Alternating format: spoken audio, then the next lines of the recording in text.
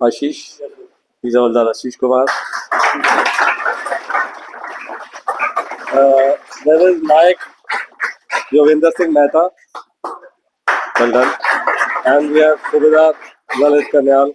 God bless you. So all three, Ashish, Yogendra, and Lalit qualified SSB, and they are joining IMA for PCSL training. And Ashish was from EMA 66 batch, Yogendra from 64, and Kanyal Saab from 60.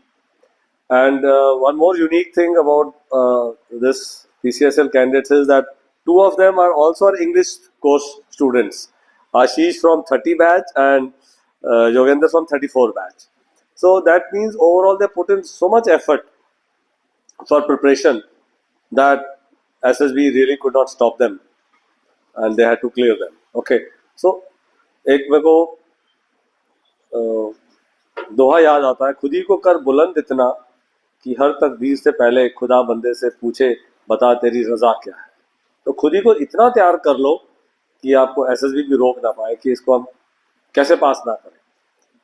Right, तो इस तरह से preparation होनी चाहिए कि आप जाएं और पास होकर सीधा वापस आए. राइट, तो मैं ज़्यादा टाइम नहीं लूँगा. टाई और कप देने से पहले मैं तीनों से बोलूँगा कि 2-2 मिनट अपना जर्नी के बारे में बताएं कि आपने वो कैसे मेहनत के पल गुजारे कि एसएसबी आपको क्लियर कर गई आपकी अटेम्प्ट में. राइट, सो पहले सुबेदार साहब आप क्या कहना चाहेंगे. इसमें कम से कम 40 बच्चा सर्विस एंट्री बैठा हुआ है, ACC, SCO, SEC and all.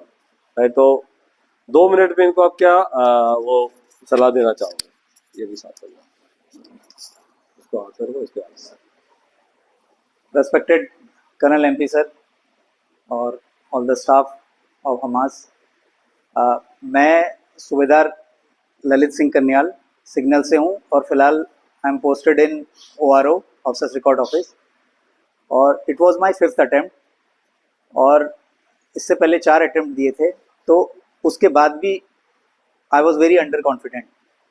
तो जब मैं इधर आया तो यहाँ पे आके मुझे पता चला PIQ कैसे भरते हैं. I was not aware of कि PIQ की इंपॉर्टेंस क्या है, बस उसको भर दिया जाता था ऐसे. बट यहाँ आके मुझे पता चला PIQ कितना इंपॉर्टेंट है और हाउ मतलब कैसे हम उसमें अपनी डिटेल अपनी जो वो दे सकते हैं. तो यहाँ पे आप लोग जो, मैं ये कहना चाहूँगा कि यहाँ पे आप ज़्यादा से ज़्यादा क्वेश्चंस पूछो, क्योंकि यहाँ पे आप अपना टैलेंट दिखाने नहीं आए, यहाँ आप कुछ लेने आए. यहाँ आप मतलब ओवर स्मार्ट बनने के बजाय आपने कोशिश करनी है बेवकूफ़ बन के रहो. क्वेश्चन पूछो, लोग आप पे हंसेंगे, वो सोचेंगे कि ये तो बेवकूफ़ है, बट लेट देम लाफ और कीप ऑन वर्किंग हार्ड. और पूछो, मैं पूछता था सर को कि सर PIQ में मैं एक्सरसाइज में गया था, क्या मैं वो डाल सकता हूँ?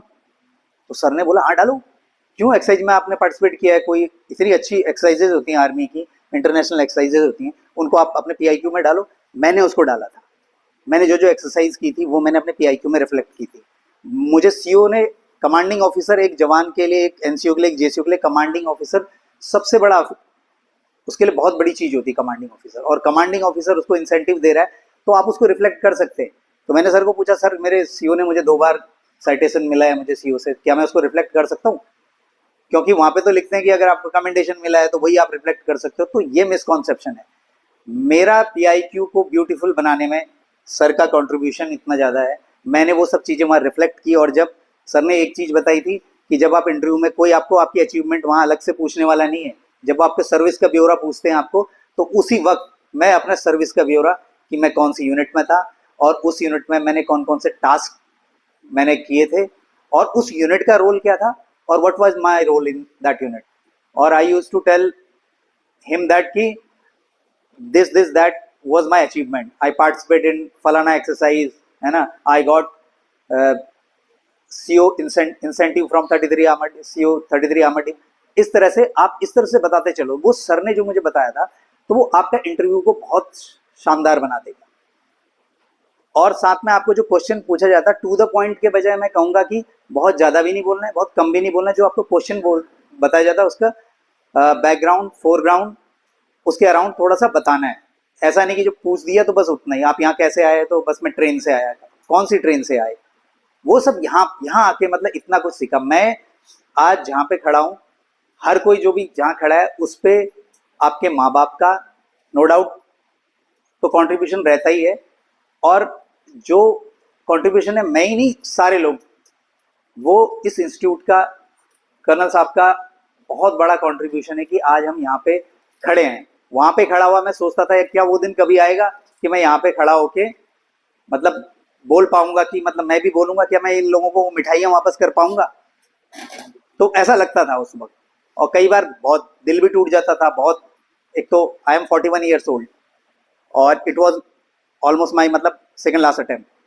तो मेरे लिए तो ये था कि डू एंड डाई सिचुएशन, यार नहीं और वो टॉर्चर नहीं झेल सकता। और यहाँ आने के बाद जब यहाँ आए मैंने कहा यहाँ तो पैसे देके कोचिंग कर रहे हैं, लेकिन जब इधर आए तो देखा तो मैं पैसा वैसा तो बोला पकड़ो अपनी जेब में रखो और निकल जाओ यहाँ से। यहाँ तो मैंने कहा यहाँ तो भाई टॉर्चर जेल हो गया बिल्कुल।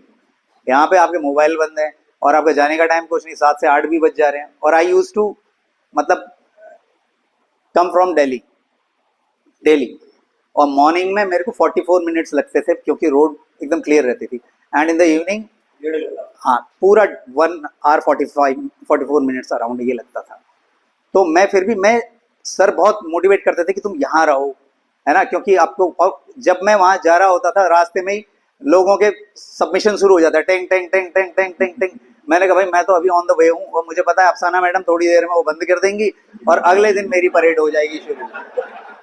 और शी वॉज वेरी स्ट्रिक्ट, शायद ऑर्डर्स ही ऐसे रहे होंगे, और अगले दिन इधर नमूना हमारा बनता था। सर ने बोला कि आप फौज के सूबेदार जरूर हो लेकिन मेरे से उम्र में आप कम ही हो गए, है ना।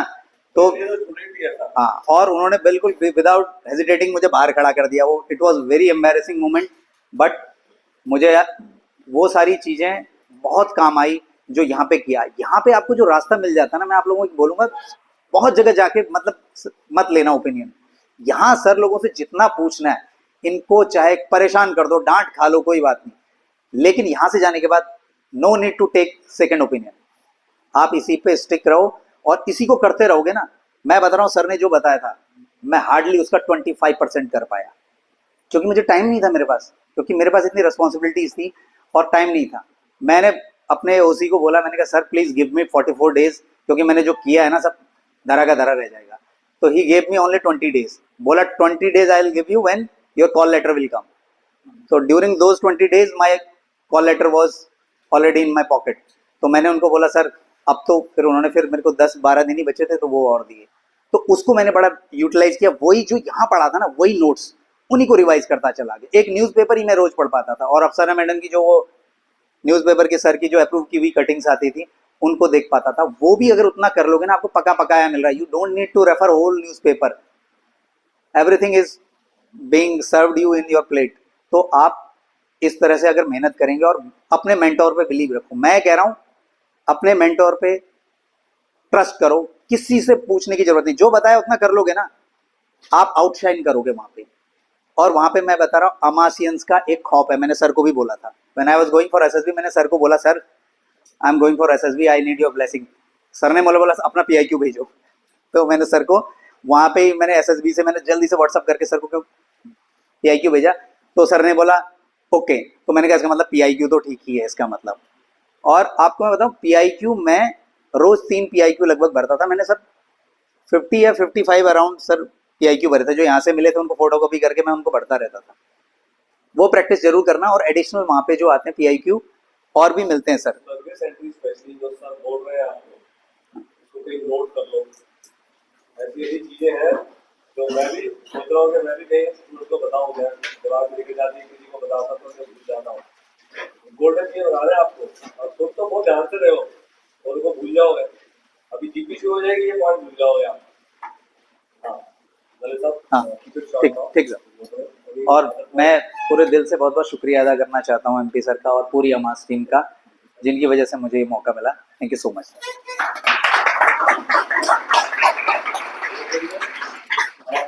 सर्विस में डालो पीसीएस सर।